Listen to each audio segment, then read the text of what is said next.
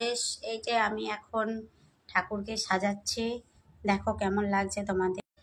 এই দেখো বাপ্পাকে সাজিয়েছি, আর এইখানে পান পাতা রেখেছি ঋদ্ধিমা সিদ্ধিমাকের জন্য।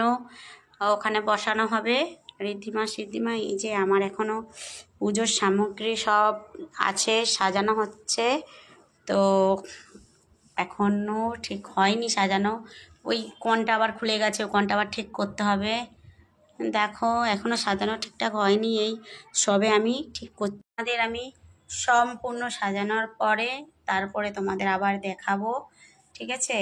আর এটা আমার বরের ফ্যাক্টরি, কারণ এখানে সোনার বানানো হয়, ঠিক আছে, সোনার সব জিনিস বানানো হয়, মেয়েদের সব কিছু।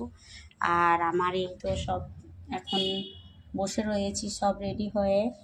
তো তোমাদের কেমন লাগছে একটু বলবে। আর সম্পূর্ণ ভিডিওটা পুজো করার পরে আমি তোমাদের সম্পূর্ণ ভিডিও দেখাবো, কারণ আমি এখনও সাজাচ্ছি। এই দেখো এখনও পর্যন্ত আমি সাজাচ্ছি, এখনও আমার সাজানো কমপ্লিট হয় না, কারণ কমপ্লিট এখনও হতে বাকি আছে, এখনও আমি সাজিয়ে যাচ্ছি।